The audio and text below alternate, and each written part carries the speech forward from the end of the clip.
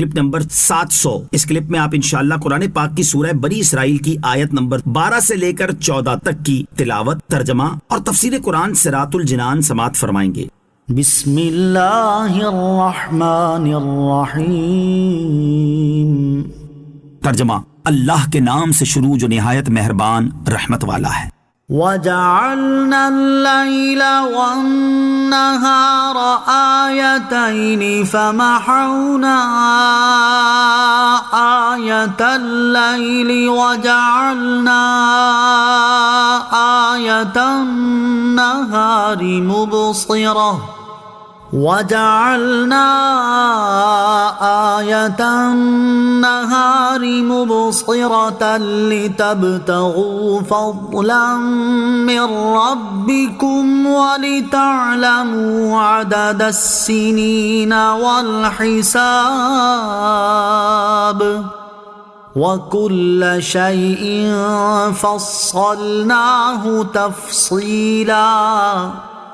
ترجمہ، اور ہم نے رات اور دن کو 2 نشانیاں بنایا، پھر ہم نے رات کی نشانی کو مٹا ہوا کیا اور دن کی نشانی کو دیکھنے والی بنایا، تاکہ تم اپنے رب کا فضل تلاش کرو اور تاکہ تم سالوں کی گنتی اور حساب جان لو، اور ہم نے ہر چیز کو خوب جدا جدا تفصیل سے بیان کر دیا۔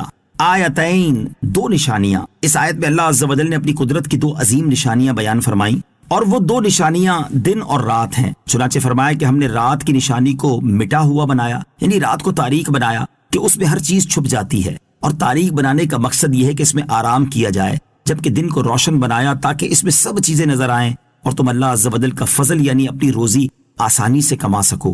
آیت لِتَبْتَغُوا فَضْلًا مِّن رَّبِّكُمْ سے حاصل ہونے والی معلومات۔ اس آیت سے 2 باتیں معلوم ہوئی۔ نمبر 1، بیکار رہنا اور کمائی نہ کرنا بہت نامناسب ہے۔ اللہ تعالیٰ نے ہاتھ پاؤں برتنے کو دیے ہیں، اس لیے انہیں بیکار نہیں کرنا چاہیے۔ اس سے ان لوگوں کو نصیحت حاصل کرنی چاہیے جو ہاتھ پاؤں اور دیگر جسمانی اعضاء سلامت ہونے اور کمائی کرنے پر قدرت رکھنے کے باوجود اپنوں یا پرایوں سے مانگ کر گزارا کرتے ہیں۔ نمبر 2، رزق حقیقت میں اللہ تعالیٰ کا فضل ہے، محض ہماری کمائی کا نتیجہ نہیں۔ اس لیے ہر ایک کو چاہیے کہ وہ اپنے ہنر و کمال پر ناز نہ کرے، بلکہ اللہ تعالیٰ کے فضل اور اس کی رحمت پر نگاہ رکھے۔ اپنی محنت کر کے اللہ تعالیٰ کے فضل پر نگاہ رکھنا ہی توکل ہے۔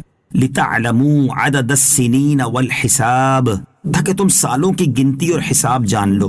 یعنی رات اور دن کی تخلیق کا ایک مقصد یہ بھی ہے کہ رات اور دن کے دورے سے تم دنوں کا حساب بناتے ہو، پھر دنوں سے ہفتے اور مہینے اور پھر سال بنتے ہیں، تو گویا یہ نظام تمہاری زندگی کو سہولتیں فراہم کرنے کے لیے ہے، اور اسی دن رات کی تبدیلی سے تم دینی اور دنیاوی کاموں کے اوقات کا حساب لگاتے ہو۔ وَكُلَّ شَيْءٍ فَصَّلْنَاهُ تَفْصِيلًا، اور ہم نے ہر چیز کو خوب جدا جدا تفصیل سے بیان کر دیا، یعنی ہم نے قرآن میں ہر چیز کو تفصیل سے بیان فرما دیا، خواہ اس کی حاجت تمہیں دین میں ہو یا دنیا کے کاموں میں۔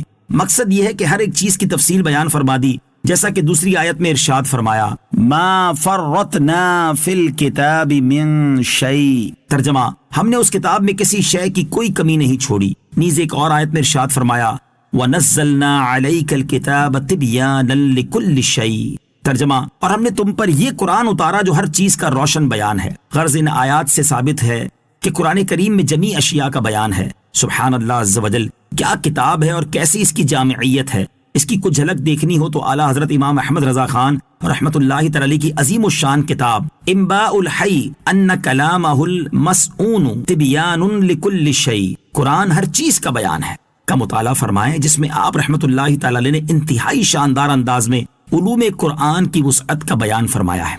وَكُلَّ إِنسَانٍ أَلْزَمْنَاهُ طَائِرَهُ فِي عُنُقِهِ وَنُخْرِجُ لَهُ يَوْمَ الْقِيَامَةِ كِتَابًا يَلْقَاهُ مَنشُورًا اقْرَأْ كِتَابَكَ كَفَى بِنَفْسِكَ الْيَوْمَ عَلَيْكَ حَسِيبًا۔ ترجمہ، اور ہر انسان کی قسمت ہم نے اس کے گلے میں لگا دی ہے، اور ہم اس کے لیے قیامت کے دن ایک نامہ اعمال نکالیں گے جسے وہ کھلا ہوا پائے گا۔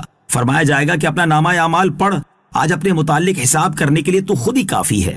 فی عنقہ، اس کی گردن میں، یعنی جو کچھ کسی بھی آدمی کے لیے مقدر کیا گیا ہے، اچھا یا برا، نیک بختی یا بد بختی، وہ اس کو اس طرح لازم ہے اور ہر وقت اس طرح اس کے ساتھ رہے گی جیسے گلے کا ہار، کہ آدمی جہاں جاتا ہے وہ ساتھ رہتا ہے، کبھی جدا نہیں ہوتا۔